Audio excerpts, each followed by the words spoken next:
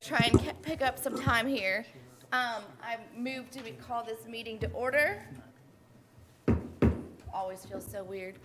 All right, time for roll call. Taryn Brace Rowland is present. Roy Carter. Here. Bruce Sanders. Here. Oh, that's. I'm sorry, my audiobook decided to start playing on its own. I don't know why. It really, really wants to read the book to everybody. Just put it up to the microphone. If anybody, wants a light read, this is the perfect one. I'm gonna force quit this so it doesn't try to do it anymore. All right. And it's muted. I was polite enough to do that much. So, Bruce Sanders. Here. Wonderful. Jeff Siswersky. Here. Samuel Rice is not present. Lisa McLaughlin. Present. Billy Barrick is not present. He is excused. And then we had Don. Don will return. And everyone, Glenn Rowe, for those of you who don't know, our technology superstar with the county. We appreciate so very much for keeping us going.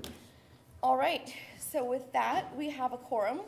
I would like to move to the approval of the April 21, we'll just say April and July quarterly meetings. I'll make a motion that we approve the meeting minutes. I will second that. All in favor? Aye. Aye. Perfect. All right. Any opposed? No. Okay. That was unanimous. All right. So we actually just got back on track. With a little time, Ian is going to be joining us at 8:45. I will just introduce, actually, I don't know if Jeff could probably do a better job, but Ian Ginger is the executive director of Go Virginia for our region. Region 6, right? Yep, for Region 6. It goes from Fredericksburg, I think, through the Middle Peninsula. It does. It goes down all the way through Gloucester. For Gloucester. Yeah, down Okay. to Yorktown. It's a weird Yes, region. much like a lot of things. Correct. with government, which I love, but it keeps us on our toes. So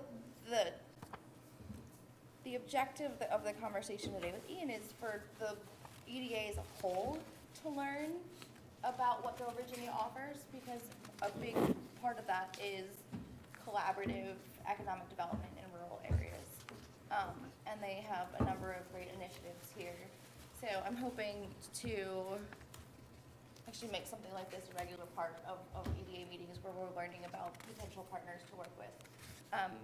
And I have talked with Ian and a couple members of his team already, and they're fantastic. So let me see. I sent him. Ian is a new director as of about 6 months ago. Yes. He Thank you took for that the place and- context. He is definitely, come out and learning a lot more about this region in the county, because he's based out of Fredericksburg currently. So, So will he be here in person or? no, he's presenting? joining us virtually. Okay. So I was gonna ask Glenn, do we have, because I can't see Zoom on the screen.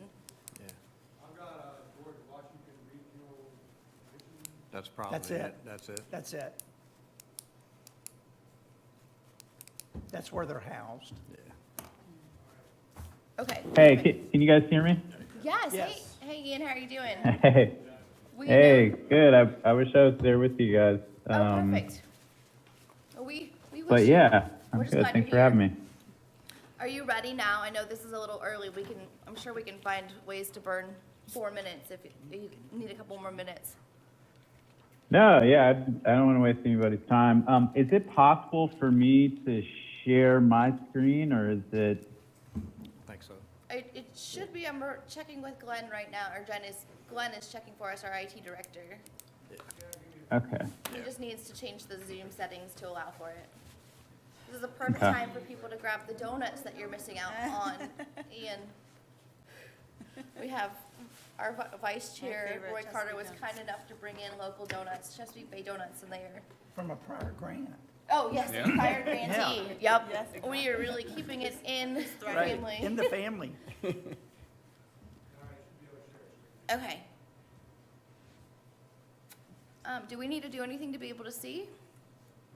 Okay. Can you guys see that? There we Our go. yeah, on our monitors. We got it Perfect. now. Thank you. Yes, we do, Ian. Now we can see. Oh, okay, cool. Well, I don't want to go into like the backstory of Go Virginia necessarily. I really just want to talk about the types of projects that we cover, and then some of the projects that we currently have in the works, and then some stuff we see in our pipeline. But just real quick though, backstory, Go Virginia was created in 2016 as kind of a quasi-economic development / grant program. At its core, it really is a grant program. And the idea at the time was to diversify Virginia's economy, kind of get us off the reliance upon federal dollars. So that's just kind of brief backstory. The way that we're structured, and this will kind of be helpful as you guys start to think about projects, because this is kind of how the applications flow. So there are 9 regions in the state. Each region has a support organization. So the George Washington Regional Commission is a support organization for Region 6.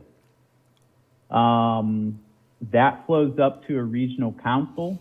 The regional council is composed of public and private sector folks. We currently have 20 folks on our regional council. All the applications have to be approved by the regional council, and then they go up to the Virginia Department of Housing and Community Development.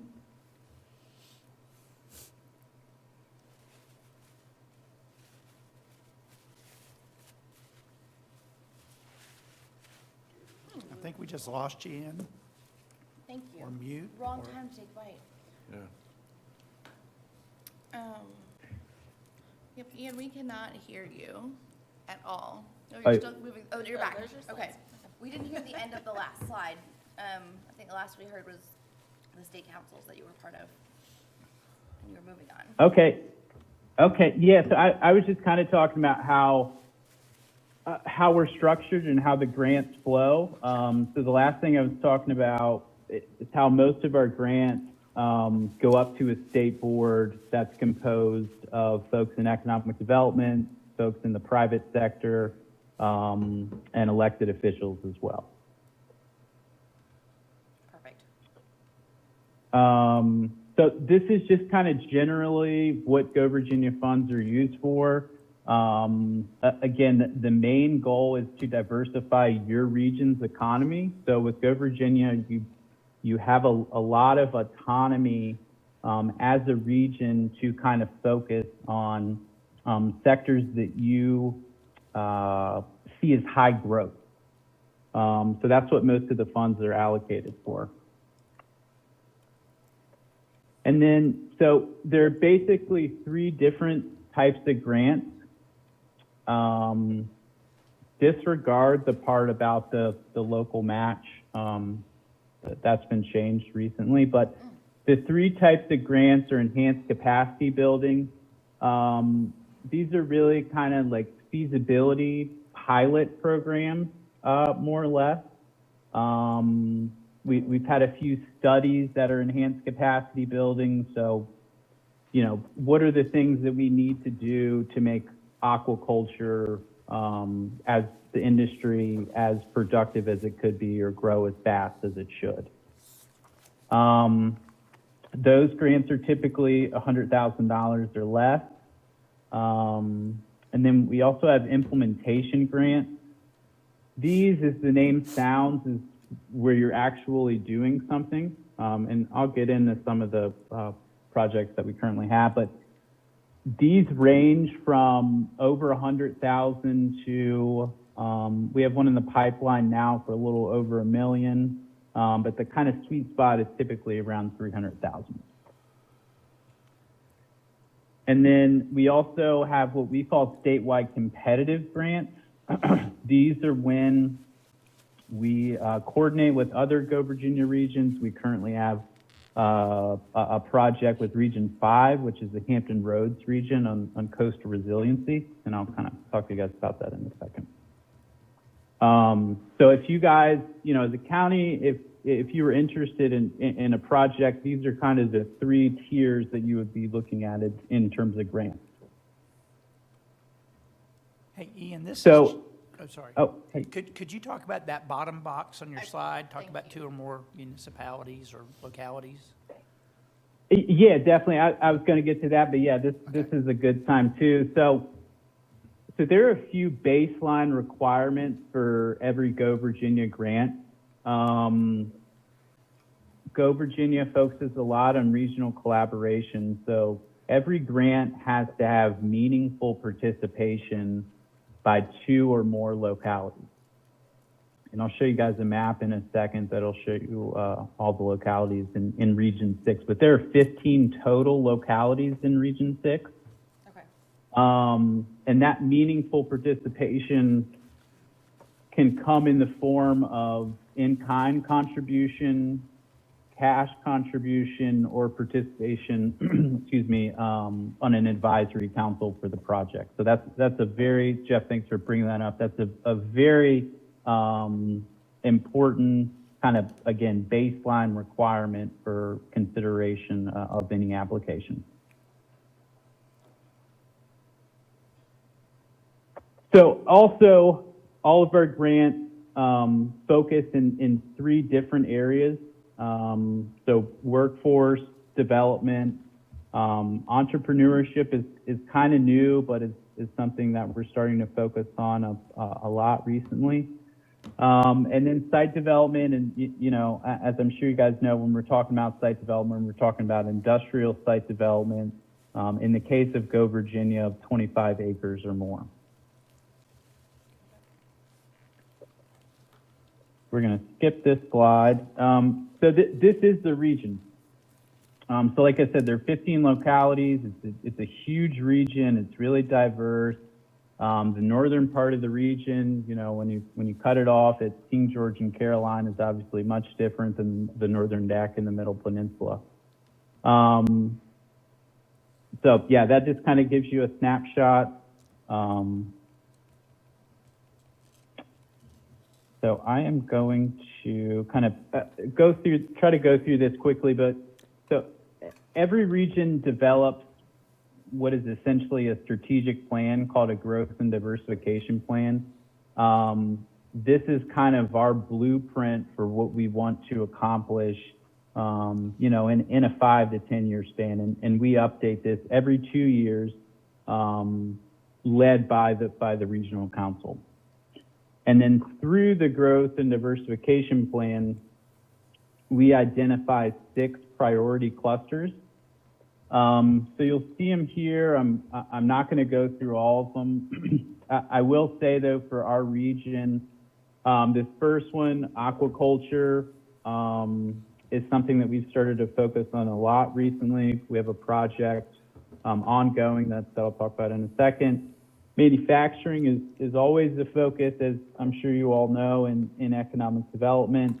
And then the professional, scientific, and technical services is another industry we've been focusing on a lot because it stretches across so many different fields. Okay, so I'm going to skip this, and then I'm going to go in, talk about what criteria you guys would want to consider. Again, kind of the baseline requirement Hey, Ian, to do I just wanted to give you a heads up. We did set aside 30 minutes for your presentation and Q&A, so you don't Oh, have to you did. rush. Yeah. Okay. I thought you had said 10. So I was, for the presentation, to kind of give you a baseline for that, but you have time for whatever you need. okay, cool. Yeah, well, I'll kind of slow down a little bit then. So within the growth and diversification plan, so we identify those clusters, and then within the clusters, we try to identify, just some kind of basic core goals. So again, you'll see them here, the entrepreneurship ecosystem. Our region, in terms of entrepreneurship, is deficient in relation to other Go Virginia regions.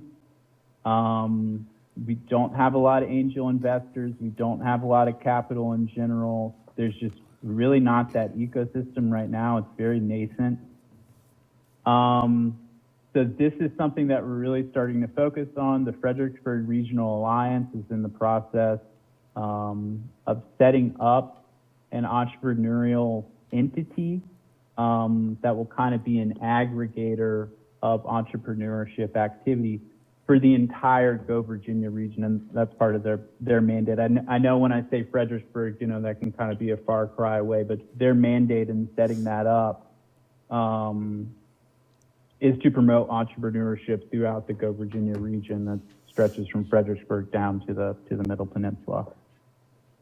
A big piece of that too, so we have 3 military bases in the region, is technology commercialization. So we're trying to work very closely with those bases to get an understanding of what patents we can pull out from them and commercialize. So that's been a major focus as well within that entrepreneurship category. And then in terms of site development, again, we're looking at developing sites, making them business ready, marketable sites of 25 acres or more. And this is all kind of based on the Virginia Economic Development Partnership's tier system. And the tiers that go 1 through 5, basically the closer you get to 5, the more marketable a site is to potential new businesses. This particular area, our region is also deficient here. So this is what we've tried to focus on a lot as well. One of the major impediments is that often these projects come with a hefty cost. So we have to, you know, get buy-in, get a lot of buy-in from board of supervisors. They're just much more complex projects typically. And then we also have to have that multiple locality participation. So workforce development, this is an area, I'd say 60% of projects through Go Virginia are workforce development related. That's true statewide, that's true for our region as well. And, you know, basically the kind of core of that is bridging that gap between education and what the needs of businesses are. And then another core piece is creating a pipeline of talented folks. You know, I know this conversation of a worker shortage is, you know, something all you have to do is, you know, open up the paper and you know that it's significant. So that's also a major focus. So this, again, is kind of going back to, you know, the core criterion for a Go Virginia project. So does it align with one of our priority clusters? We really like projects that align with more than one. But we have some incredible projects, again, the aquaculture project, that I'll talk about in a second, is specific to that industry and is a great project. Does it align with one or more of the statewide project themes, so entrepreneurship, site development, and workforce development? And then what Jeff had mentioned, the 2 locality or more participation.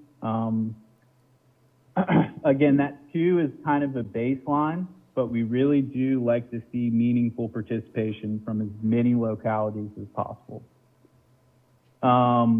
And then does it create higher paying jobs, return on investment, and then does it benefit an industry or region as a whole rather than a single business entity?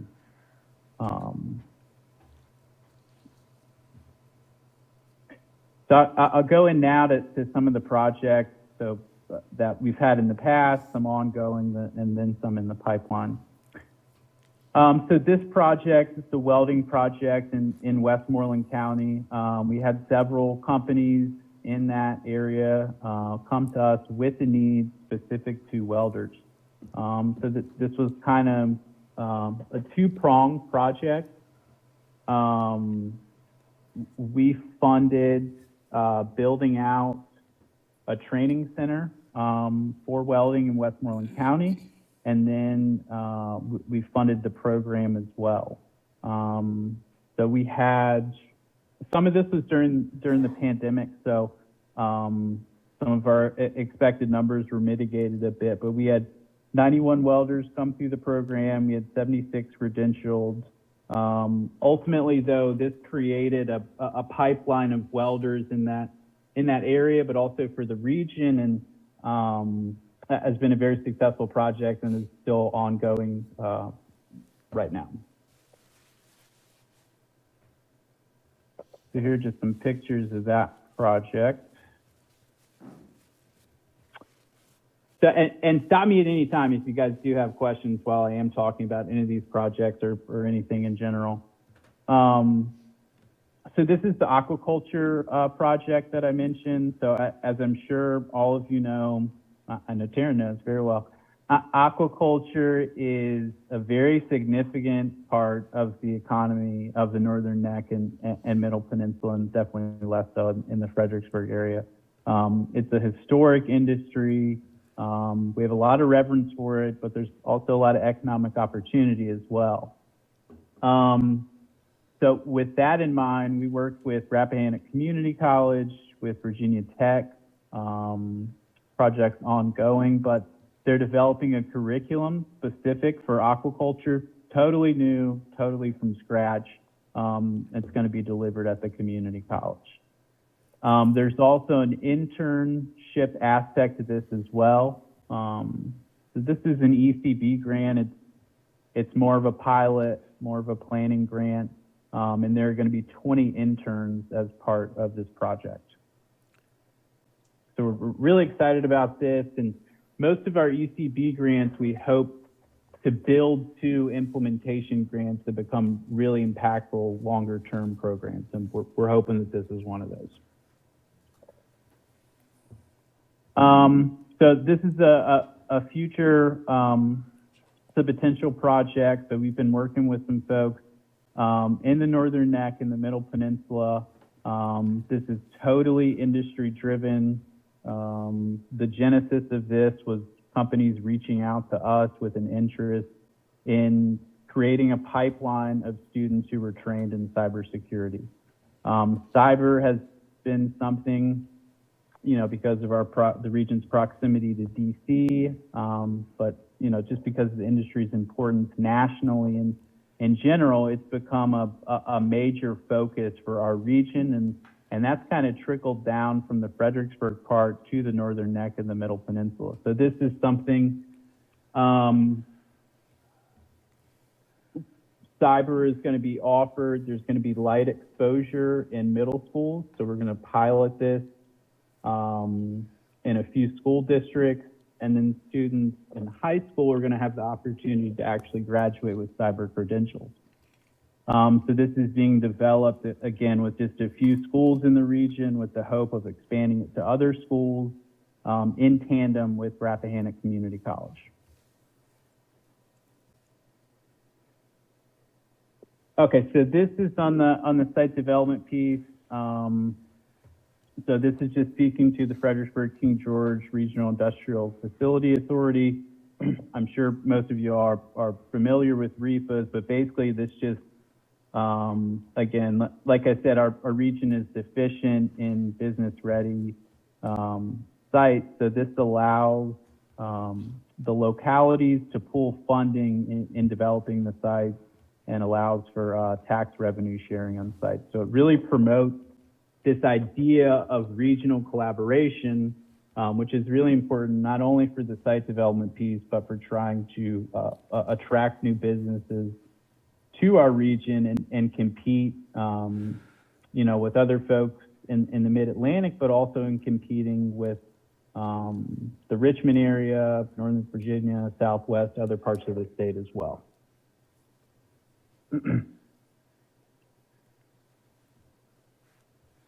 And then, so I'll skip this and I'll go to, so this is the statewide project that I mentioned.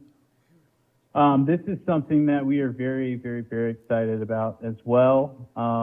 This is the largest project that we've had to date. It's an implementation grant Well, it's a statewide grant, but we've partnered with Region 5, which is the Hampton Roads region, and basically the core of this is establishing an economy around coastal resilience. So we had a competition. We had about 8 companies who were awarded in that competition for products related to coastal resiliency. There's a lot of research and development involved in this project, and it could lead in so many directions: workforce development, site development. The companies are all small, so it's already touching on entrepreneurship. So we're really excited about this, and this is something that the state is really excited about as well. And we see this as a project that really has a potential for a huge impact on the future of our entire region, especially the Northern Neck and the Middle Peninsula. And we feel like a lot of the research and development and a lot of the products that these companies are commercializing will kind of feed into other industries as well. So we see this as an amplifier for some of our other industries. I'm gonna skip this. All right, so that is it. What questions do you guys have for me? Ian, on that coastal resilience project, is VIMS involved in that, or is it outside of that? They are, yeah, so VIMS is involved, as is Virginia Sea Grant. Virginia Sea Grant is actually the lead on that project. And then ODU is also involved in that project.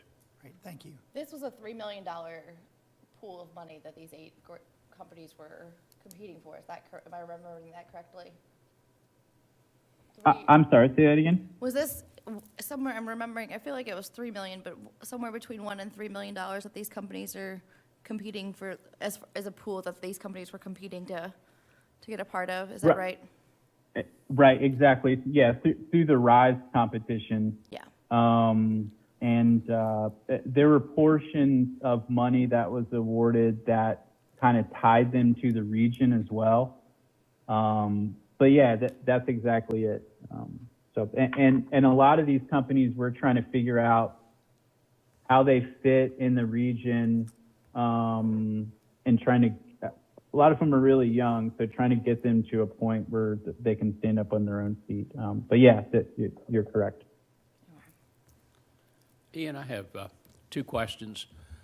First of all, is it possible that we could get copies of your presentation, either sent to us by PDF if we give you our emails, or on paper? Absolutely. Good, okay. A second question, under marine facilities and marine industries, does that include boat yards and rentals for boat rentals, paddle boards, canoes, and things like that? We have gotten a number of requests recently for people that want to stimulate the tourism industry here, and we realize those facilities really haven't been available when people get here, so we've helped some of them get established. But under marine facilities, would that include boat yards that do repair and things like that, also for their infrastructure to build out more slips and things to help with the tourism? So, Go Virginia doesn't fund tourism projects. DHCD does have other programs that would fund tourism projects, but on the marina side, we do fund things in terms of workforce development. So we've had a lot of localities who have reached out to us and said that their marinas can't operate at an optimal level because they don't have trained, for instance, diesel mechanics. So we've been trying to get a project up and running to train diesel mechanics for quite some time. So there is that workforce development tie-in where, as I'm sure you know, those marinas are kind of being held back because they don't have trained folks to operate at full capacity. Okay, thank you. Hey, Ian, with the initial setup of Go Virginia, one of the focuses was out-of-state revenue and, to replace some of the defense reliance. Has that softened somewhat? Is that like a hard rule at the state level, or is it softer? Does that make sense? Sure. Yeah, so it definitely is. I think that at the beginning, some of that focus was kind of speculative. You now are starting to see, and probably for the past 2 years, have seen Go Virginia be a little more inward. This focus on entrepreneurship, trying to harness what the talent that we have in state, and capitalize on some of the potential startups that we have in state. There's been a huge focus there, and it's really just kind of starting. And then, on the workforce side too, a lot of our projects have been workforce development related, as I was mentioning, and really trying to service the companies that we have in state, especially since the pandemic, and we're seeing so many of our Virginia-based companies hurting because they can't find folks. The site development piece, I will say that investment area is very much focused on trying to attract more folks to the state. And that has been less of a focus of Go Virginia over the past few years. And typically we still do projects there, but a lot of that activity we leave in the hands of the Virginia Economic Development Partnership. Great, thank you. So I kind of wanted to hop in on this because I think what I really was looking for is, in bringing you in, kind of discussion about how we can all start to work together a little bit better and take advantage of what Go Virginia offers. So for a background, I think what you guys are doing is filling a spot that the Economic Development Authority used to take on in Lancaster in trying to fund economic leadership projects within economic development, but you guys are doing it at a much greater macro level, whereas we were doing it at a micro level and hyper-local. And we, in the last couple of years as an EDA, have moved more toward funding, trying to help small businesses, new businesses, and really taking kind of more of a micro approach to the private sector and helping fund initiatives that they're working on. So this is, I think, the two organizations that exist. I think there's a third prong to this that's going to drive what the EDA does in the future and what Lancaster County does. And I think I see a lot of parallels between what you guys are doing and what the county is working towards establishing a plan to do in the future. So we have, you and I have talked a little bit about this in the past, Lancaster 2035. Jeff and Roy are active participants on that now. I'm supposed to be waiting for my first meeting. But we have 6 prongs to that. It's broadband, or in trying to improve broadband, the school systems, recreation. But the recreation is really, it's not just recreation. I think there's a focus on water-based recreation. Is that correct? Public access. And public access. Yeah. Public And is working waterfronts is part of that as well. Okay. Workforce and housing. Yeah, and then there's workforce housing, and we have an engagement and communication aspect of this pillar as well. Did I miss one? I feel like I mentioned 5. There's 6. The workforce development, workforce housing, Recreation, Rec- broadband, broadband, yep. yep, Communications. jobs. The Jobs. jobs workforce, Yeah. might already mention that. I think we hit them all. but- Communication and recreation. Yeah, Communication, communication with the recreation. community engagement, and really getting them involved in planning the future of the county. So Schools, I sorry. think, and I said schools, yeah, Schools. and schools. They're a big one. Yeah. One of those little details you tend to forget because they're so important, it goes without saying. So what I'd like to understand is, how can we start to forge relationships? And what opportunities can we have? Because obviously Lancaster 2035, that's currently a solo project, and I know multiple municipalities is a big focus that you guys have, but it doesn't mean that we couldn't start engaging in conversations about how we could do regional projects could also start pushing the county forward. So I think that is kind of the direction I'd like the conversation to move forward in, but I do want to just clarify one technical detail before we go on. We were talking about the localities, we need to have 2 or more localities involved, and I just want to clarify, that's at the municipal county level, that's not incorporated towns, correct? Right, yeah, that's at the county level. Okay, perfect. So that'll shape kind of how we talk moving forward. How do you think is the best way for us to start engaging as a county, with, especially, you know, with the initiatives that we've going on, with Go Virginia, to try and align ourselves with what you guys are doing, kind of also try to maybe help shape a little bit of what you guys are doing that align with our strategic priorities? Yeah, I think one that might have alignment here is the jobs, the Oh, workforce. Definitely. But I think the current initiative, my understanding, Yeah. is that RCC can get funding for that independently. and Sure. Would not, and so I think that has. Sure. like, I didn't realize, but community colleges only get, from the state, they only get reimbursed on accredited hours, is how their money. So anything outside accredited hours, they have to get grants, but Got it. the individual up there said there's, for this Sure. workforce, there's plenty of grants available for this. Yeah. He did not see that as an issue. Sounds good.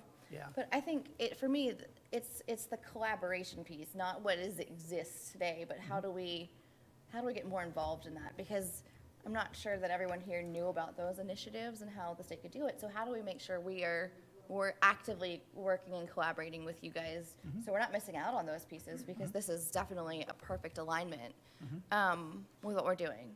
So, do you want to, Don, One of the things that the Lancaster 2035 committee is doing is creating a mailer that will go out to every household in the county. We're kind of timing that around when tax bills go out. I know real estate has already gone out, personal property is going out on Monday. So after that, we're going to send this mailer out to every household in the county with a description of what Lancaster 2035 is doing in all of those 6 headings. And so that's a way of, outreach, getting the information out to the public.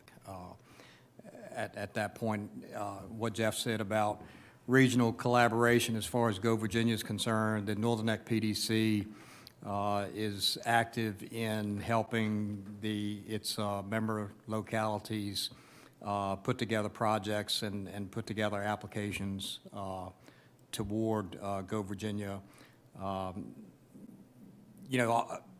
Those things are out there, we're aware of them, we just need to come up with ideas. Sure. So. Sure. I know you guys, Ian, I think where I'm going with this is, I think you guys are pretty active with Middlesex, is that correct? And like the Middlesex Planning District Commission? Am I remembering that correctly from our conversations?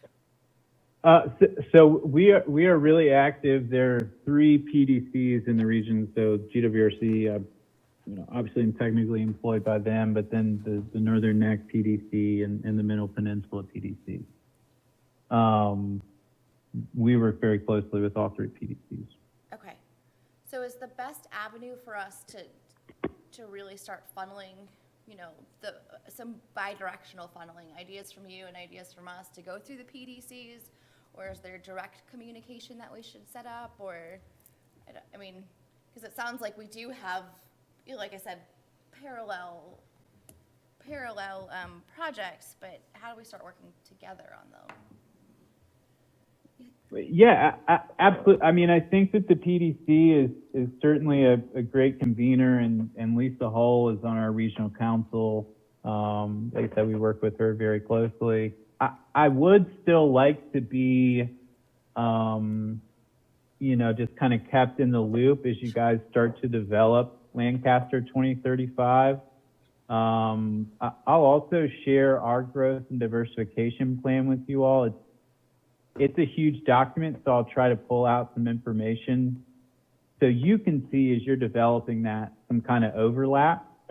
But I would love to just generally be kept abreast as you guys start to develop, in these 6 focus areas.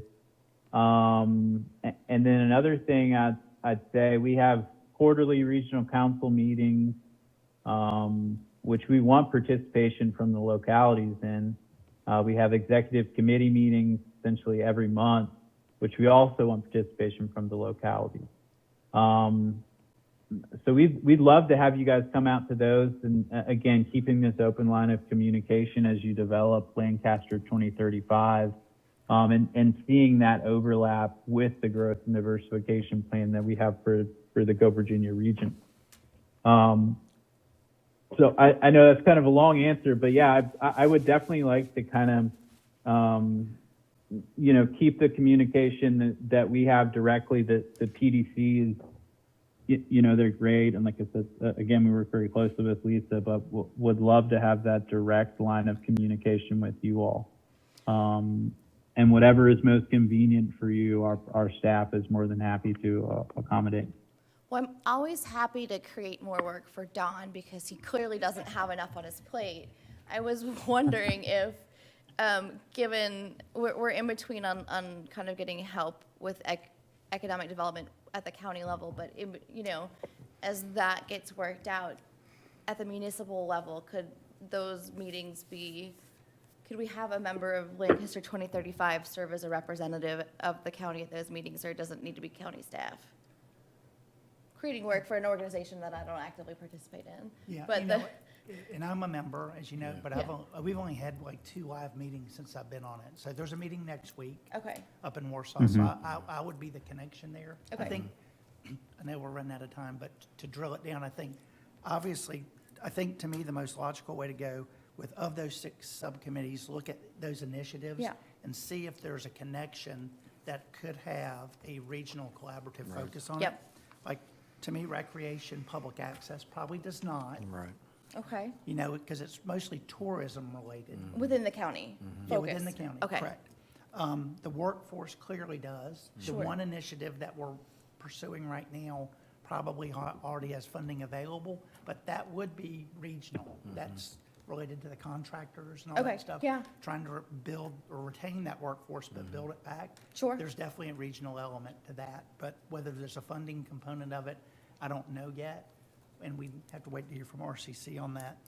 The communication, I don't think there's anything there related to that. The housing, they're currently in the process of applying for a block grant.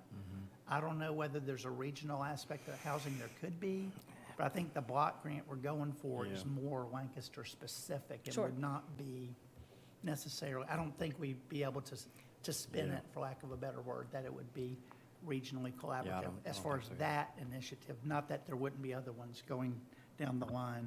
Broadband, we know where that stands. We went on our own as a county Yep. with our own broadband authority, and I think the schools would probably be county-specific. But could some of these projects be, because we're doing the block grant on our own, but maybe it would have been easier could there be projects that could create repeatable templates that could be used through the county? So we could create a program that would lay out how, in collaboration with Go Virginia, this is what you need. Like somebody could help municipalities with that. So there would be funding to assist in the planning and do planning grants.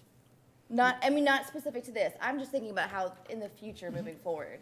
So more projects to help take work off of our county staff's plate by creating repeatable actions. Yeah, I mean, it's always easier not to recreate the wheel and just Right. follow what somebody else has done. Yeah, as Don knows, our biggest choke point we have now is non-volunteer support. Sure. So that's why we're going for the assistant county administrator was one of our primary objectives. Because right now, it's not that it isn't sustainable, but it is not sustainable at the pace we would like to go until we get support. So Understood. that's one of the key things we need to have before we can break out. Understood, but I do think, knowing that this is an assistant county administrator and John needs stuff coming off of his plate, I can also imagine our county has fewer staff than many municipalities. Yes. So they're gonna come in with a full plate anyway. So I think we'll still be constrained, honestly, I'm gonna guess. So that's why I'd like to see more collaboration that could just be those templates that make it easier for our county staff. And the PDC helps out a lot with that. Okay, I mean, okay.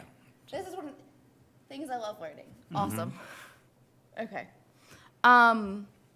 Perfect. And then I did want to go back though to before we drop, you mentioned our recreation and waterfront. Part of that, we do have a working waterfront commission now within the county. So I'm wondering if that wouldn't be one of the aquaculture, an alignment there.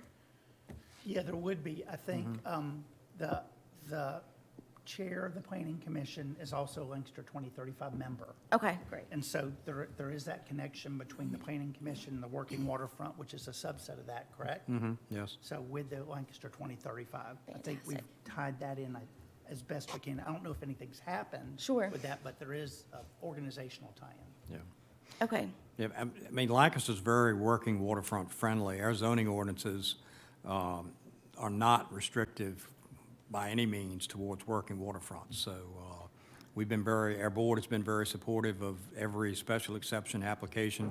I don't believe they've denied one Okay. that have come to the board for particularly aquaculture sites. So, and the PDC did a working waterfront study a few years ago, which was very helpful and informative. But the county's very supportive of working waterfronts. Yep. In the issue really going the other way, Don, that some of the working waterfronts getting gobbled up by residential. Yes, and the board and planning commission are aware of that. And, I mean, there was one example of a property that was zoned industrial. It came to the planning commission to be rezoned to residential. It was put off, and then the county ended up purchasing that property, and that's one of the properties that we're going to develop for public access. So, and just as a side note, we've received a $150,000 grant from the Virginia Outdoors Foundation to help develop that site. So, That's fantastic. so that's just an aside. Got it. Okay. Well, it's good to see that there are alignments. I want to just keep the conversation going with us to make sure we're not just limiting ourselves to what exists today, but what we could be doing together in the future. So, we'll keep that conversation going, Ian. Thank you very much for joining us today. Thank you, Ian. Thanks, Ian. Wonderful. All right, Ian, feel free to, I know you also have nothing going on, so you're more than welcome to stay on and observe the rest of the meeting or just take the rest of your time back. So thank you, Ian.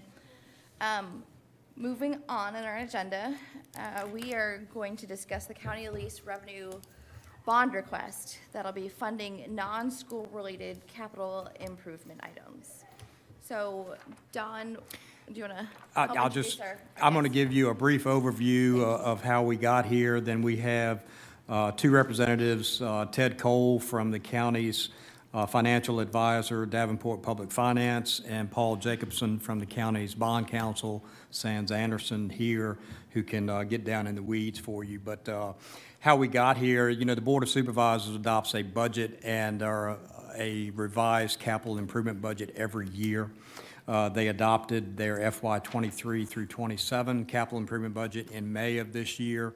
Usually there are some annual items on a capital improvement budget that we typically handle through the general fund without borrowing money, such as school buses, patrol cars, EMS vehicles, county maintenance vehicles, things like that. We handle usually through the general fund. But every few years, there are items that come up that require us to borrow money for. And this year is one of those years. The capital improvement budget this year contained approval for $60 million worth of funding to build a new middle school, high school complex. We're currently in the process of closing on general obligation school bonds. The bonds were sold on Tuesday, and of course, both of these folks are involved with that. But that's aside from what is being presented today. What's being presented today is for non-school related items on the capital improvement budget. It's approximately around $5 million worth this year on that capital improvement budget. Some of those items are public access sites. Developing those public access sites, we're under a federal mandate to convert to digital emergency radio communication system by 2025. That's another item that's on there. It's anything non-school related that is on there. As I said, it was about $5 million worth of projects. Davenport did an RFP for us, basically going through two options, either going through the state, the Virginia Resource Authority, or through a bank financing. Typically, the county likes to do the bank financing for the smaller amounts of loans because the bank financing requires EDA involvement, and the administrative fees, instead of being paid to the state, would be paid to the EDA, and then the EDA can reinvest those administrative fees through granting grants to local businesses, reinvesting that money in the county. So the county typically likes to go the bank financing route if it's, attractive as far as not more expensive than going through the Virginia Resource Authority route. So that's a very general overview of how we got to this point. I think now maybe Ted Cole can come up and dig down into the weeds a little bit and tell you what's happened since that RFP went out. He's got a handout here, and I'm going to hand this to you also. You can follow along. All right. Good morning. Thank you, Don. This is coming across the line here. This is exactly what we presented to the county board at their last meeting. There's a lot of information in here, and I'm happy to go into whatever level of detail might be helpful to you, but I think Don did a really good job of summarizing it. This is non-school related projects. Our primary options for funding this were bank financing and participating in the Virginia Resources Authority. We went through several analyses with staff. We did a request for proposal and solicited funding proposals from banks. You will see that on the second page of this, the page numbers are in the lower right corner, page 2. We received 7 different proposals. Some of these names you'll recognize, some you may not recognize, but all of them are active in local government lending, and we deal with all of them on a pretty regular basis. So we received 7 proposals. Again, this was for a $5 million borrowing. It's actually going to be a little over 5 with issuance costs, but the net to the county will be an even $5 million for projects. If you go to page 3, a little more detail on the proposals. We asked for 10, 15, and 20-year rates just to see what was available and what would be offered. As I'm sure you all are aware, we're in a very volatile interest rate market and a generally increasing interest rate market, but it's not going up real smoothly. It's up and down, kind of sawtooth. So one, we're very pleased to get 7 proposals. We had good participation locally and regionally and even nationally. And when we took these RFPs, actually the date escapes me on the exact date we brought those in. Yeah, so on September 15th, these rates are locked for closing by early November. So we're not floating with the market any longer. Those were locked in. And we've done some RFPs here more recently, and we're actually, for 20 years, starting to see rates in the low 5% range. So nice to have things locked in and avoid that volatility. So what we focused on was at the bottom of page 3, 2 banks, Truist Bank, which is the merged bank of BB&T and SunTrust, and Webster Bank, which again may not be a household name for you all, but they're recently merged with a bank called Sterling, and they're active in this world. And in working with Don and his folks, we've sort of gravitated towards the 20-year term. We did a little more detail analysis and comparison on page 4, looking at not only the rates that the banks offered, but the terms and conditions. What was the prepayment language? What was the collateral? Other requirements they might have. Will they have legal counsel representing them? So we did a little bit of a deeper dive here on Webster Bank, Truist, and the VRA program, which is a state-sponsored program. I'm not going to read through all of that, but I'm going to get to the the essence of it. What the board has approved, and what is contemplated in the resolution that you all will consider today is a loan with Truist Bank over 20 years. If you go to page 5, you'll see on the far right side of the page the 20-year analysis, and we compared under columns H, I, and J, Webster Bank over 20 years, Truist Bank over 20 years, and the VRA financing over 20 years. And you'll see that Truist had the lowest annual debt service, the lowest payment over the life of the loan. We are non-callable for the first half of the loan, and we can prepay it. Actually, let me go back to that. We've got options with Truist. So for the first half of the loan, in a 20-year loan, the first 10 years, we're able to prepay that loan with a 1% penalty. And for the second half of the loan, there'd be no penalty. So depending on what rates do in the future, and as this amortizes and pays down, there may be an opportunity to take advantage of a refunding or an early pay down with Truist. And you'll see in that comparison over the 20 years, they had the lowest rate at the time, even compared to the Virginia Resources Authority, the lowest total debt service, and that has only increased, meaning we're locked in here with Truist, and the markets have continued to move a little bit higher. So it's even better today compared to VRA, because VRA would not sell their bonds for another few weeks. So the long and short of it is, if you go, I'd suggest we look at the timetable on page 8. The county board has taken action at their September 29th meeting to select Truist, 20 years. There's a resolution for you all to consider. Paul can talk through that resolution and explain a little bit about the structure. This is a form of financing the county has done a number of times before. Today's meeting, if you all adopt that resolution, would be the final approval needed, and we have tentatively set up a closing date of November 2nd. That's the date where the funds would be available and deposited to the county's account, and then the county has the ability to start paying for projects when they're ready to do so. While the money is sitting there, there is an opportunity to earn interest on that money, and that interest stays with the county for projects. So one approval left on your agenda today. Truist, 20 years, locked in at a 387 for that period of time. This is not a general obligation of the county, meaning a general obligation would be if the county pledged its full faith and credit, its taxing authority. That requires a referendum.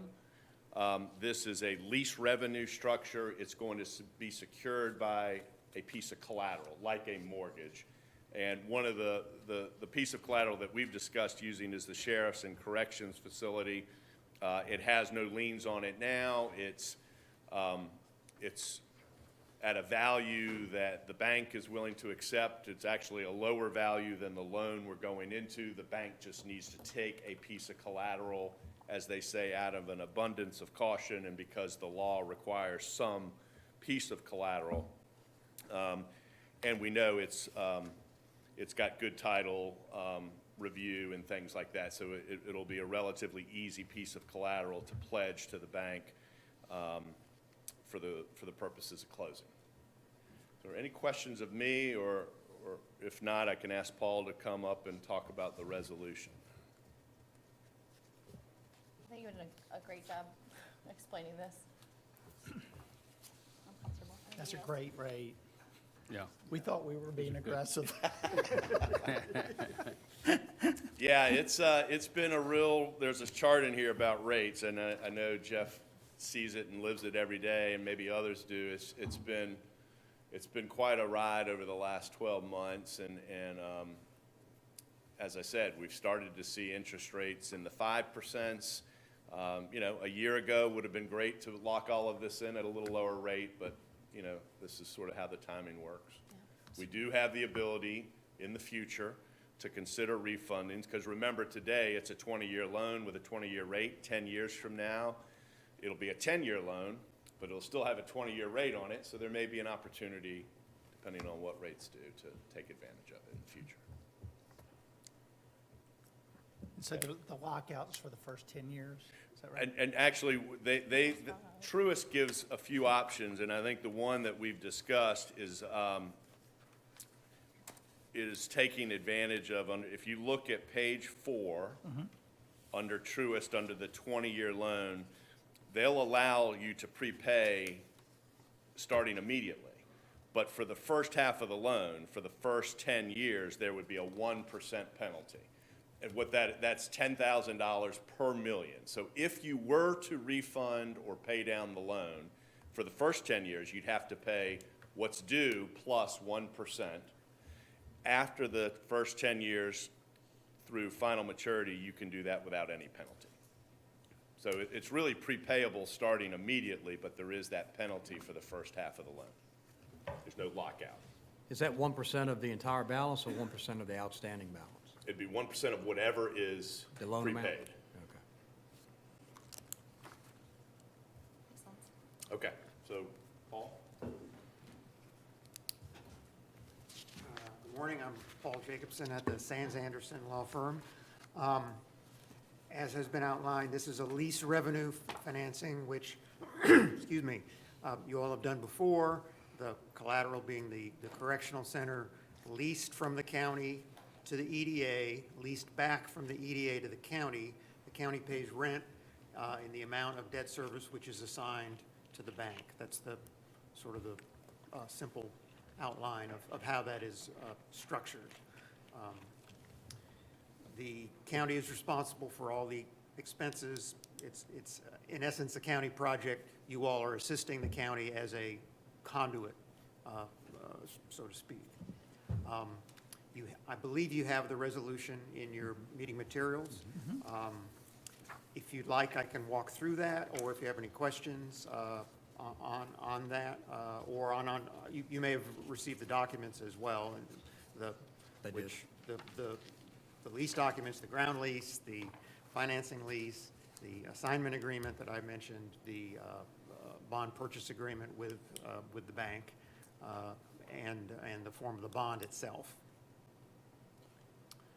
More procedural question. I Yes. should know the answer to this, but I don't. With all these lease agreements, everything, is there actually a flow of funds, or is this papered? You know what I mean? Like, or is there money going back and forth and a true lease stream created? Does that make sense? It's just Well, paper. with the assignment, payment of debt service becomes directly from the county to the bank. Yeah. Okay. So it's If not it- flowing through the sheriff's department and No, flowing no, to the Oh, county? no. Okay, No. gotcha. Now, there is, in that process, the EDA does get their annual fee. Yeah. Right, 12 and a half bills. Right, this is Yeah. set up with the annual administrative fee, which is the maximum allowed by the tax regulations, the Right. 1/8 of 1% of the outstanding balance. Correct. Anybody else have any other questions, or is our time to discuss the proper motion for adopting this resolution? Reading through, we would get about $6,400 a year. Initially, it would be 6,400. That's on the entire amount of the balance, but it's, as Paul said, it's 1/8 of 1% of the outstanding balance. Of the outstanding. I was looking at when the county should pay that to the EDA and seeing how all of your other administrative fees come in Q4 of the year, which works nicely for your January grant meeting. I was thinking maybe a Q2 payment that would work with your June grant time schedule. That's a good for idea. consideration. Yeah. So, but, the EDA, and Paul helped me out on this because you know about this more than I do, but the EDA can issue $10 million worth of bonds per calendar year. Is that correct? Well, so the 10 million, that has to deal with so-called bank qualification. Okay. And does Truist care about BQ? I mean, in this case, the bank doesn't. And that's right, and you all are, because of the school financing, which is well over 10 million, the county's 10 million for this calendar year is already exceeded. Right. So, so the answer to the question is no, the EDA can actually issue more than 10 million in a calendar year, but it's doing so on behalf of the county. If the county issues more than 10 million, then it's not so-called bank qualified. Okay. And what the bank qualification does, it allows, it's an extra tax break to the bank, allowing them to charge a slightly lower interest rate. Because they not only get the advantage of tax exempt interest, they don't have to pay taxes on the interest they receive, federal taxes, but it's complicated, but they get to have additional tax write-offs connected with that, which they otherwise would not. Right. So that allows them to have a lower rate. So when you hear the 10 million, that's bank qualification, which for a lot of counties like Lancaster, a lot of years, you're probably not going to borrow over 10 million, so you can take advantage of that. This year, you've got a lot going on, and so you can't, but Right. Well, That's in a normal year, that $10 million, that is per calendar year. yes. And, I mean, that's what the EDA historically has looked at, is, the possibility of issuing that $10 million per year, collecting that administrative fee on that, to build your coffers to sustain the grant programs that you do. So, this 5 million counts toward the 10 million or no? Well, you've already exceeded the 10 million. The 10 million with the because school financing it's through the- VPSA. It's Yeah. this financing plus the school financing have to be added together. Now, Right. January 1, you get a new year. January and you 1, get a- you're back you to get a 10 new million. Yeah, So- that's, Yeah, and that's important because there may be a not-for-profit entity like Westminster Canterbury or a school that says we need to issue bonds. We need to go and find an EDA to use that can take advantage of bank-qualified rates.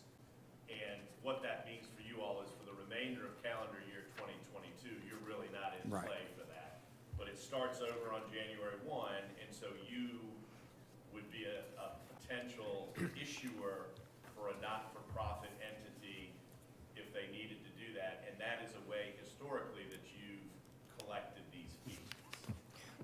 I'm slightly confused, I'll be honest, put out this, and, because we are not being impacted as an EDA by the school bonds that are being Right. issued. No. right. No. So I don't understand how that impacts our $10 million cap if that's not really Well, in our pool. because the 10 million cap is actually the county's cap.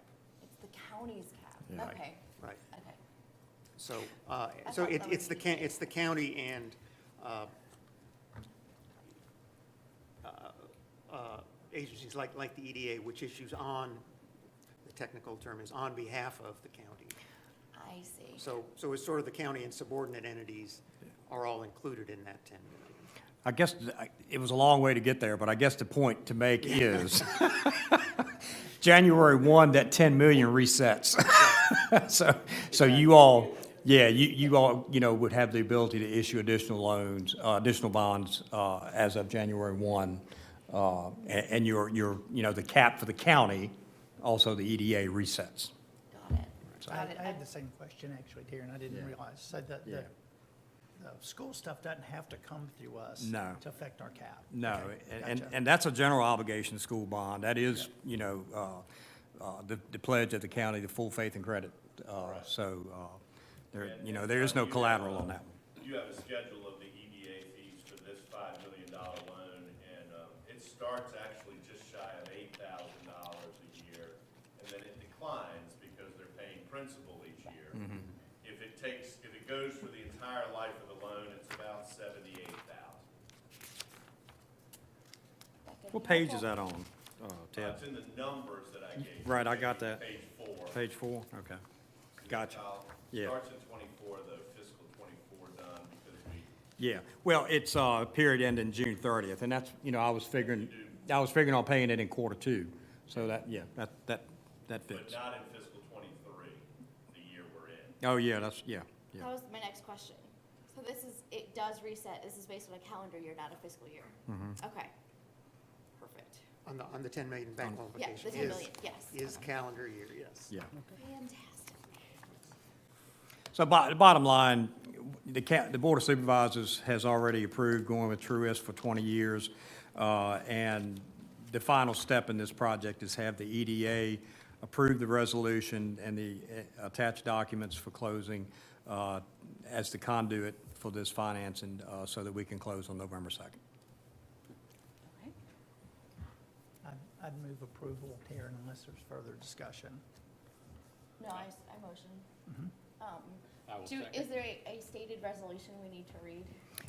No, you can just say adopt, I mean, Motion to approve the resolution for the lease revenue financing is fine. Okay.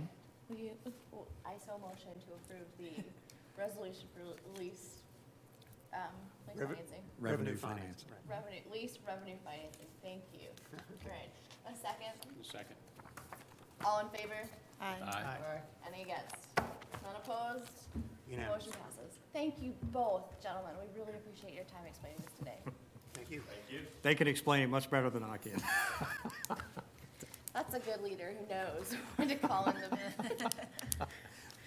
All right, and that puts us right back on track. Thank you, Ted. gentlemen. Thank you. Thanks, Ted. Thank you, Paul. Okay, as much as I want to get back on track, I need water. Does anybody want to take a 3-minute bio break? Yes. Or do you object? Okay. Sure. Yes. I think we can do this quickly. I can get y'all bottles. No, no.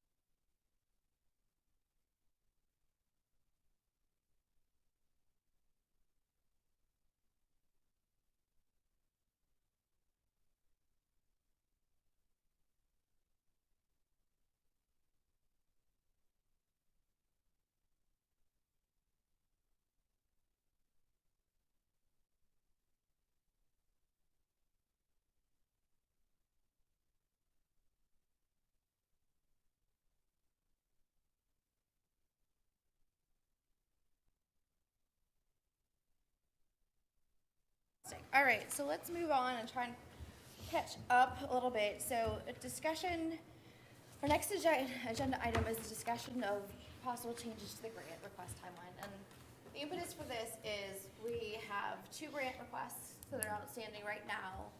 One of them is from a Jay Wolfson with Northern Eckberger, who is, as we all know, impacted by the fire in Kilmarnock. And my understanding is that the progress for that has been derailed by insurance issues with the property owner.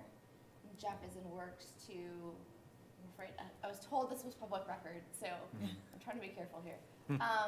Just because I can't verify that it was public record.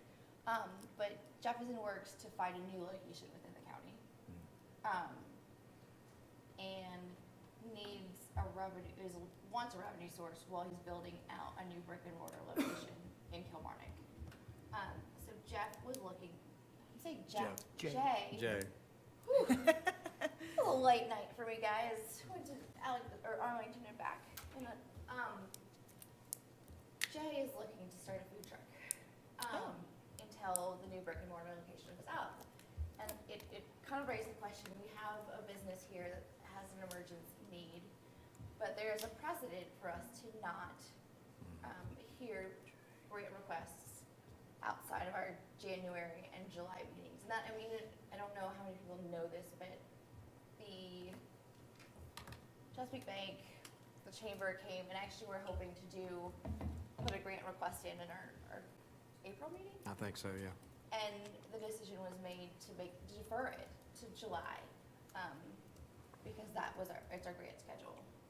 And I think I didn't want to make the decision to take this emergency request on my own. I felt like this needed to be a discussion, or it's not an emergency request, it's a regular request, but it's a discussion of the EDA as to how we should move forward. If really, now that we are meeting the needs of the private sector, if a twice-a-year schedule is the most appropriate schedule, because with nonprofits, I know you plan for funding cycles and you kind of know what's coming and what's available. For private sector, ideally, we don't want to make them wait 3 months to get started if we can avoid it. Just my thoughts as far as, I don't know what the second grant request is. I don't know if it is even relevant today. But the question is, it's kind of twofold. Do we want to discuss a change to the grant request cycle to be more conducive to private sector needs? And do we want to consider an emergency request of Northern Eckberger's grant request given the circumstances?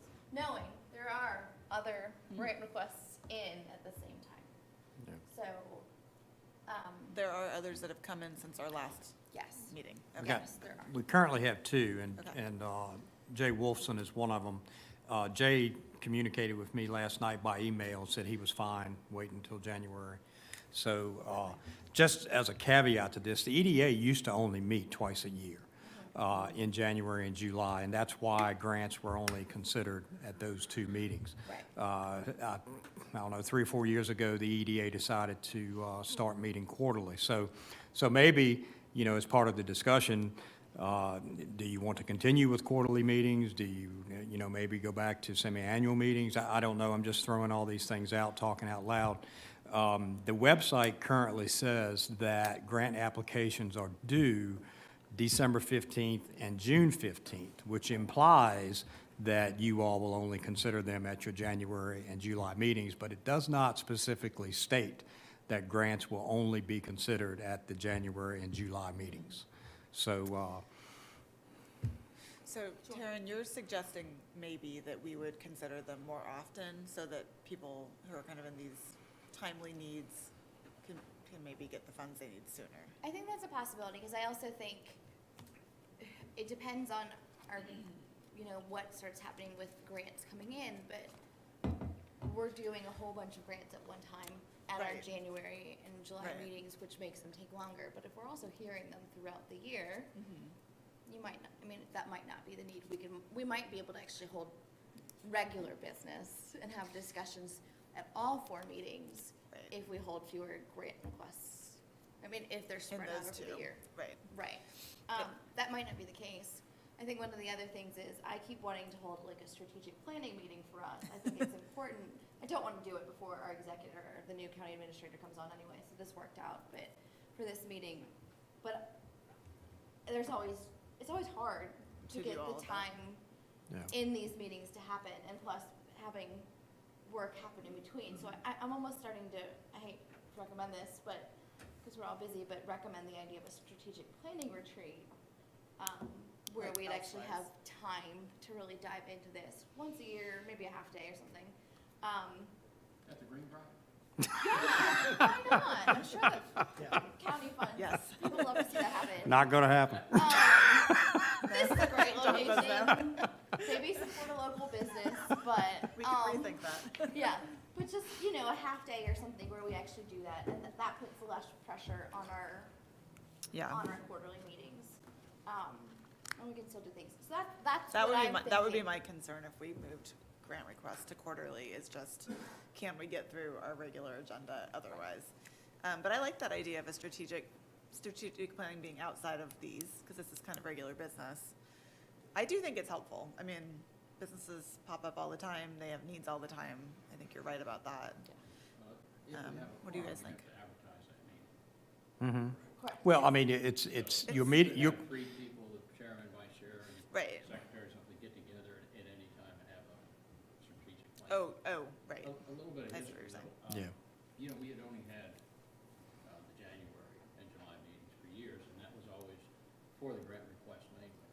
And then about 4 years ago, as Don said, we decided to do quarterly so that we would have time during a meeting that we don't have to schedule a number of grant requests to take an amount of time. And that way we could, in that way, we would have time during those other 2 meetings a year to go over administrative or strategic planning or anything that we needed to do. We would have time to, well, like in this meeting, we would have time to discuss things like this, special requests for grants, like Jay's. I think Teal Marine, we had tabled that at the last meeting, and we needed to discuss that. So that way, we can have 2 meetings without grant requests that we can go over strategic planning and other things. But we could have a strategic planning meeting among 3 of us at any time. You could figure out who can do that. But I think, based on what we've done in the past, if we end up getting grant requests at every single meeting, it could take a lot more time, and also it may end up impacting our budgets. Sure, You know? sure. I think it's giving us the option. I don't think it's necessarily So, requiring it. but does that mean if people if we have a request every quarter, we're considering it every quarter? Like, we're giving them priority if they submit, that we'll talk about them next, right? So we potentially could be always considering and depleting our budget. But maybe the question too is, are we gonna have bigger budgets over time? Like, is that something we're trying to pursue? Yes. Do we want, are we trying to fund more businesses throughout the year? Right, and I think my thought on this is, I think you're right. We already have, we're approaching a budgetary issue now, but I think we're also, in that case, solving a problem that doesn't imminently exist. I think it probably will after this next grant request meeting. So you're not wrong at all there, but I think we're gonna have to address that anyway, in terms of figuring out how to do that, because we're gonna run out of money to give, regardless of how many meetings we have. That's just the nature of it. So, it's one of the things I want to talk about in some meetings is tightening up what we're doing to make sure the money is going to strategic places to really help the county, because we can just give money to everybody who asks for it, but not make an impact. And then run out of money. So I think there's a number of questions in there that we've got to address. Yeah, Well- a couple of thoughts I have here. One is I think the only concern I'd have would be for somebody who's submitting requests within the normal timeframe. Sure. And then an emergency request comes in and trumps people who followed. I Right. would not be in favor of that. Agreed. Right. And so I can understand the need, but I think that's from a fairness. Like, not Agreed, very yeah. fair, It's not right? fair. And so I think 2-year is okay for the grant requests. I do think from a from, and maybe this is the way I think, and not you all, I think we need to plan our giving based our annual income, not the balance that's in our checking account. Agreed. We sort of look at that and go, oh, we've got this, or we have another Yep. 60 sitting in this CD. I think there should always be some Reserve. minimum balance that we agree to keep, not even knowing what it's for, but recognizing there might be a need. Yep. And live within the whatever 25,000 we make a year, or plus a new six. That's We're right, now up yeah. to 31 or 32. So, like, we live within that budget, and I think that should be the way, the lens Right. we look through it. Yeah. Absolutely. I think my thought, just to put out there, by being open to having, by taking grant requests at 4 meetings a year as opposed to 2, Mhm. then we don't have to worry about emergency requests. True. That's ultimately the goal, is because I think we are gonna have emergency requests. And my thought, as much as I wanna see money go to new businesses, my thought with Jay Wolfson is, on this particular request, that's an established business that's a Missing. part of our tourism, it's missing for People the miss it. county, and we're already losing businesses to other municipalities, so I do not want administratia, I'm gonna make up that little word right there, to get in the way of us losing a flagship business in the county. So I was just hoping to maybe put a structure in place that would allow us to do that while maintaining fairness, Right. so. Well, Don said that Jay is okay with January. Yes, yes, but I And- think, oh, I'm so sorry. Yeah. Please So- continue. Well, no, if he's okay with January, then we don't really have an emergency request. Yeah, Right. but In front of us I think maybe right what now. Taryn's asking is, let's go ahead and set policy before So we an can, instance we know comes how to up. address Yeah. this next time. You know what, it's easy for me to say, I'm not gonna be on it. I do think, I think 4 times a year, I think the thought that we're gonna be inundated with requests and we'll lose all our time is probably not gonna happen. I think maybe if we're meeting, we should entertain requests, and, Okay. and maybe change the website, but, I Yeah. mean, I think we have the discipline to see what our income is and to spread Think that about out that. through 4 years and not go, well, a request we only take when we get the money in the account. Yeah, Yeah. right. Yeah, Well, maybe if we did it quarterly, we could set it so that we only review a certain number per quarter. Yeah. And then those that might have to wait, if they came a little later in the process, they might have to wait until the next quarter. Right, yeah. Maybe some policy like that might make it so that we just don't get Yeah. completely jammed up in one meeting that's a good point. where we can't stay within our schedule. Sure, yeah, there's a number of things, quarterly budgets to discuss, or grant requests, whatever if we stay, it's semi-annual, budget that we do based on our revenue, but we need to address Right. all of it. So, I do think we can find ways to make this work while still maintaining fairness and respecting our regular business. And We do have one attendee online who has requested that people speak closer to the oh, no, I mics. didn't realize there was anyone on still. Thank you for flagging that. I apologize to whoever is out there. So that's my thought, but I will, what is our consensus? I think it's fine to consider all 4, like you're suggesting, Jeff. I'd second that. See how that goes?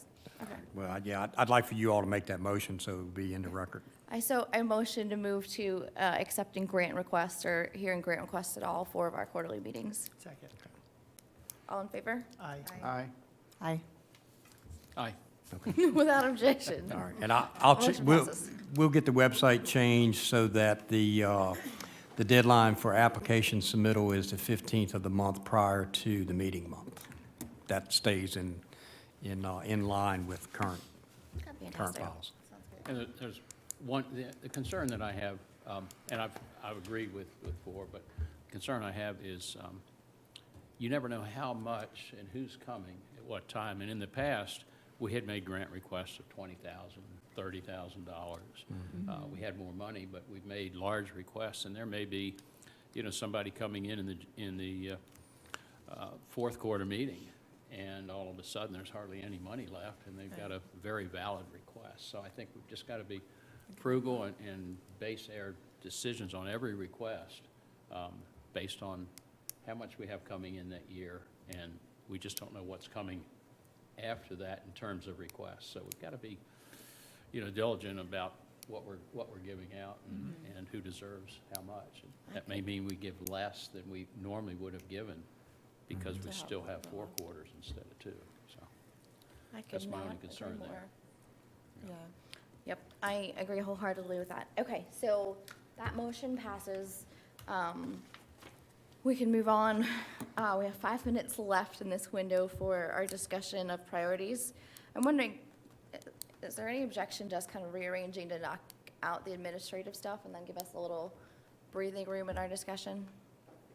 What's that? Is there any reason we couldn't do the financial status report now to give us a little bit more? Yeah, I mean, Yeah. the timeline is just a guideline. Sure. That's all that is. I'd yeah. love to do that so we Yeah. can see if we could steal a couple of those minutes. Okay. Unfortunately, I might have to leave at about 25 after, because I have a meeting in Whitestone Yeah, I gotta leave at 10:45, so Okay. it doesn't matter to me, but I Okay. might have to scoot out of here about 5-10 minutes early. Got it. Yeah. Okay. Karen, there's some of the stuff like the financial report, it's just sort of mundane, that Yeah. you can just put it in a consent agenda Yeah, and just approve that with the minutes. I love that And just keep, Yeah. and so it's in the record, Yeah. everyone's looked at it ahead of time, and but you don't spend meeting time on it. yeah. I'd love to do that moving forward. Perfect. Let's do that. Okay. Wonderful. I was planning on cutting out on the stuff at the end, so if you move the other Yeah. stuff to Okay. Well, then what I want to do real fast is I have like other business. I do want to knock that out a little bit before we move forward. Okay. So we can steal a little bit of that, what's left there. Any other business? Teal Marine, I reached out via email to ask for more information, and I did not hear back from Teal Marine. I will reach out again before the January meeting and try a phone call and an email just to see if we can't, follow up and do our due diligence. I feel like I could have done more, so I don't want to, I'm going to own that. But let you guys know that that could be a part of our January meeting.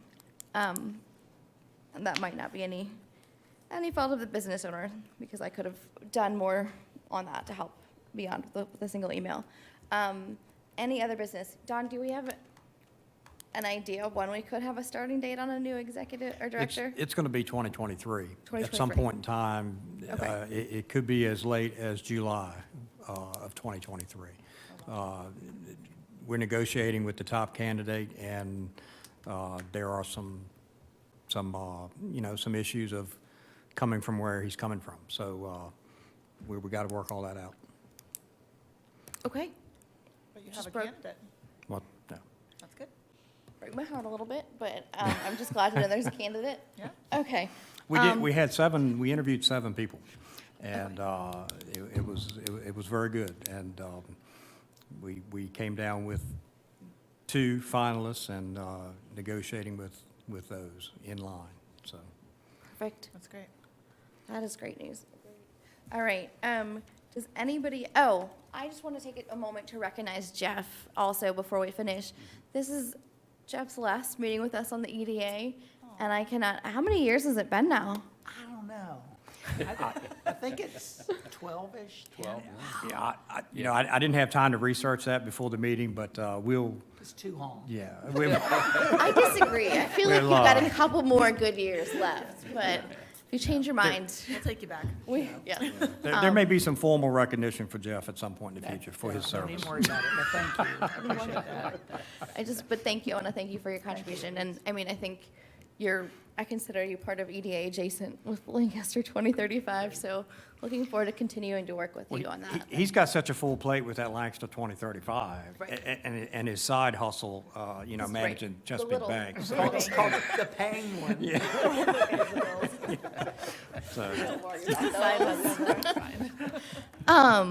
So thank you again, Jeff. Oh, you're welcome. Does Jeff, any, job well done. Thank you. thank you. I You've appreciate added it. so much to Absolutely. the county, Well, and thank you've you. added so much to the community, I appreciate that. Thank you. all your time. Wow. so, does anybody else have any other business before we go back to the the conversation at hand about our. The only priorities thing, for January. if I can jump in real quick, Crystal, who is clerk to the Board of Supervisors, is charged with maintaining everyone's certifications as far as conflict of interest and Freedom of Information Act training.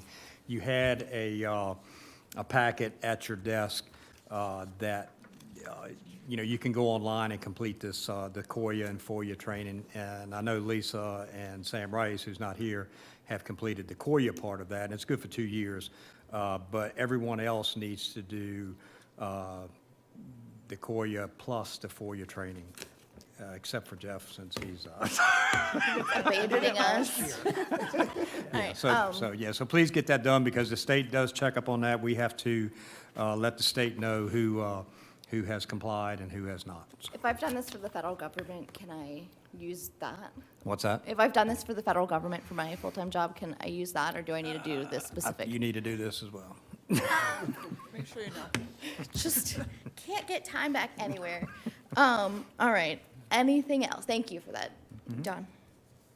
I think we're good. All right, then I am gonna circle back to our discussion of priorities for the January meeting. We're gonna have grant requests. We were already scheduled to have grant requests, and no, we already have 2 for that time. We may not have an executive director, so that might not be a factor in that meeting. Yeah, I would say it's a fair bet you won't have it in January. Okay. Maybe by April. We'll see. Okay, so I don't think we can wait too much longer on strategic planning for our start. Maybe it's more tactical for the year, and objectives for the year, but I do think we need to start working on that. And ultimately, that's gonna be my goal.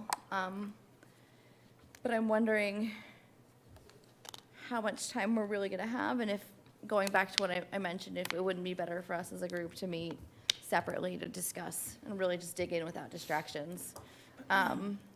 Discuss what objectives we want to meet for the year. And maybe it's a joint meeting with Lancaster 2035 with the relevant committee heads, to see if there aren't ways we can work together on that, is ultimately my thought.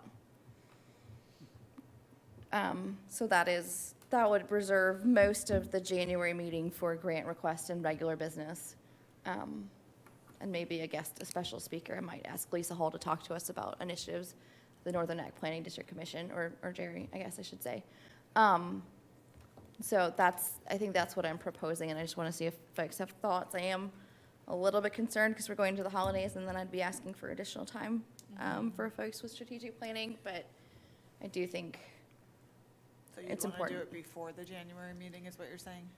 Or not necessarily? Not necessarily, I guess. You could I do guess it we're not- after the new year. Yeah, I guess we're not It's a little celebrating busy. Chinese New Year here. So not the same concern for January that I work with. Yeah, does anybody objections to that? Or do we want to try and get that in to the January meeting? And just break it up across the quarters? I see a little bit of hesitation on a couple faces, so I'm hoping. What are you we're- thinking about, what's on your mind with regards to strategic planning? I don't think we have one.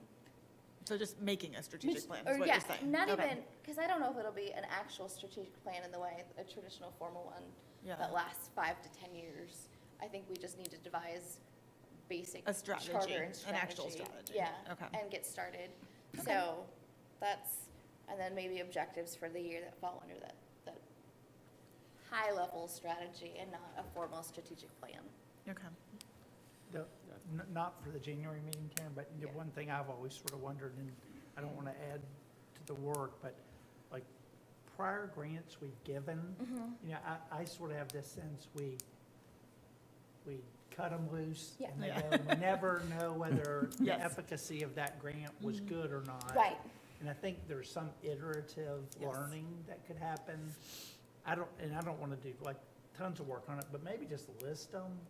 And so like anecdotally, was that money that we just threw at something that was worthless? Or boy, this one ended up being a really good one. And I think that Some would help measure. hone our efforts looking Right. forward as That's what good. type I- of things we want to invest in. 100% agree, and I think we need the strategy, and then that follows. Yeah. Yeah, because I think I have a lot of thoughts on how to rework our grant process, because I think we did the best we could coming in with the private sector. Right. Being new, but now we're facing actual requests from the private sector and needs, and I think we could do a better job of making sure we're hitting targeted needs for the county with the money we're spending, as opposed to just saying, hey, you need the money, run Yeah. with it. Yeah, And then the follow-up, because I'm going through the grant process right now, I have to follow up with reports for grants right. to demonstrate before I even get the money in a lot of cases. But, you know, we're being reimbursed for what we spent in order to ensure that it is being spent properly. Right. So I do think, I would love to move in that general direction, because I think it's a standard best practice. Right. And I think it protects our ability to be effective. So, but I do think we want to make sure we know what those strategic targeted areas are that we're going to be looking at. So, That's good. Yeah. okay. Then I will reach out to Paul. Is that the best idea? To kind of talk to him about, for the 2035. Yeah. Yeah, and just so you all know, thanks to Glenn, on the county website, there is a Lancaster 2035 landing page now. Oh, good. There's only one typo that's left, it shows me as the head of the Jobs Committee, and I'm not, Paul is. Yeah. So other than that, the intent is to make that the communications vehicle, and then under each of those 6 subcommittees, there would be hot links as we build things out, so anyone could go there to find out exactly what's going on. And you already hear Don mention, subject to staggering it with the tax bills, that all county mailing. We've had it sort of in the wings since April, but I think we're ready. That's gonna go out within the next month, probably. Yeah. Oh, Yeah. it's brilliant timing for PR. This is, we're going to ask you for money, but this is how we're going to spend it. Exactly, right. And thank you And very so, much. but I think through Paul would be the best, yeah. Perfect, okay, wonderful. So for the next meeting, Or we, through Roy, I mean, you have a built-in, Yeah. the liaison, our Yeah. liaison, okay. correct. I will work with both of you then, because I am trying to engage Paul more myself in this role. So, but I am happy to work with everyone here, and with Roy on that as well. That sounds great. So for the January meeting, though, we are going to take on grant requests, any special, regular business that comes up that, No. no You'll have, surprises. you'll have 2 grant requests right now, Sure. plus if Teal Marine comes back with additional information, that could possibly be 3.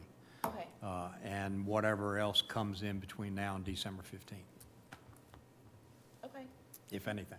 All right, so regular business, and they'll also have another speaker. I already have asked Sharon Phillips and Sydney Moss Walters, who is the new chair of chamber, to basically put this meeting on their calendar. They have the quarterly date so that they can give us a community update at every meeting. Because I think that should be one of the things the EDA is doing more is just really engaging in the community.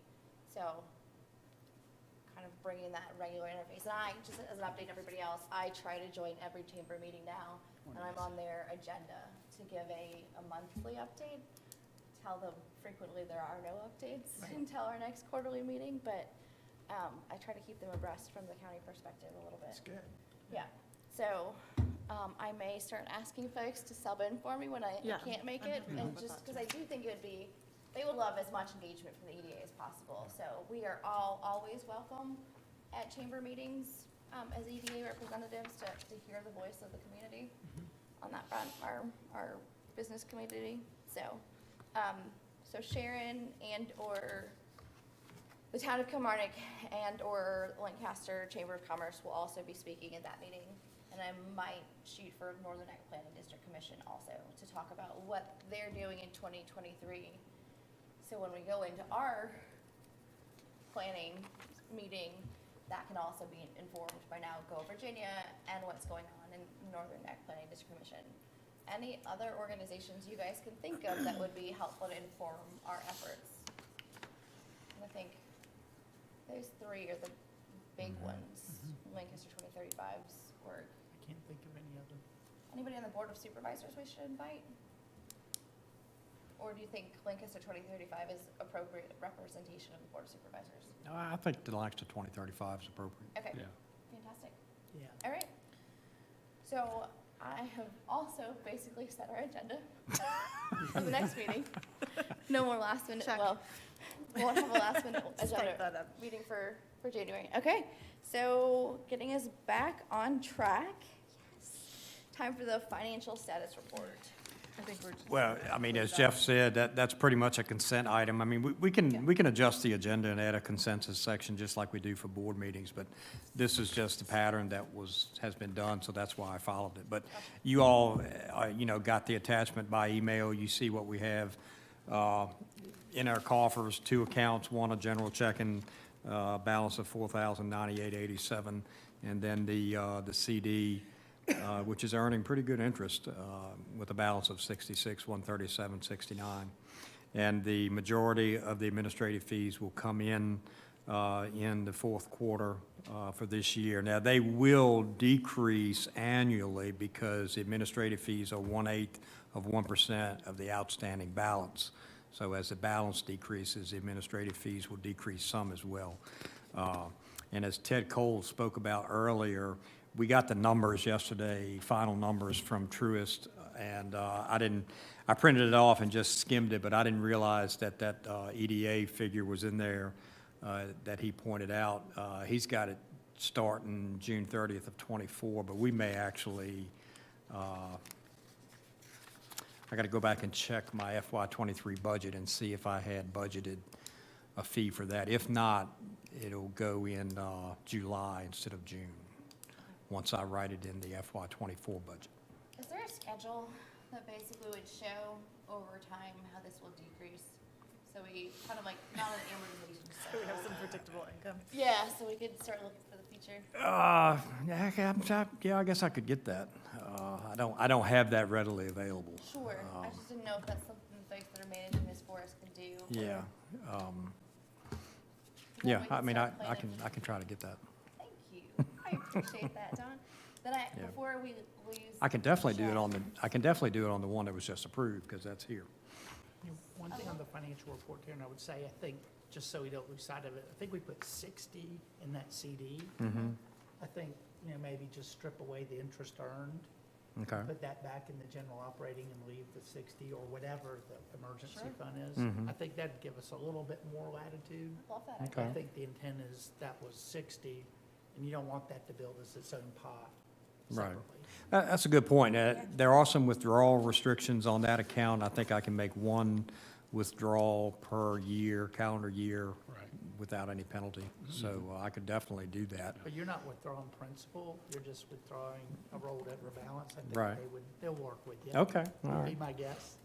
He should know. It's not my bank, it's not my bank. Sure, they'll work with you, Don. As far as that goes, I mean, obviously, the economic market is changing in terms of interest rates and CDs, so I'm wondering, that was a long-term CD. Is that variable or is that a locked-in? That was, and I don't have that in front of me either, but it's over 3%. It's almost 4% That interest. is So a great rate. it was. Okay. It still is. Yeah. It's like, how does that happen back Yeah. then? It was Ed Pittman, when he was on the EDA, he suggested it, and of course, he worked at Bank of Lancaster, previous name for Blue Ridge now, but it was a great rate. It was 3 point something, Okay. and I they believe have- it was a 5-year CD, I think. Yeah, it I was. think you have one annual withdrawal One a annual year, which withdrawal. is like having a 1-year CD. So I mean, Yeah. it's the best of all worlds. That's Yeah. fantastic. So that's a 5-year though, we think. Yeah, I believe it is. Yeah. So then the question with the last couple minutes is, when does that come to maturity and should we look at a laddering schedule? For if we can't get that same, I don't know if we're gonna be able to get the same CD upon renewal with the same rates, so then maybe we wanna look at a laddering schedule to build up to the best interest rate and then be able to have like a revolving annual adjustment. I don't know how I put this. This is me knowing enough to be dangerous, but not knowing the banking terms. Yeah, I think that rates are coming back up to that now. Yes. So you're sort of in the catbird seat a little bit. Yeah, The fact that you had that rate through this really low rate environment is Right. where you really made the margin. Yeah, yeah, That's great. yeah. I think they'll work with the EDA. okay. they would want to keep this account and, Yeah, you know, they're, I don't know, it would be nice to know the maturity of it. yeah. I can step outside and find that real quick. I mean, But I would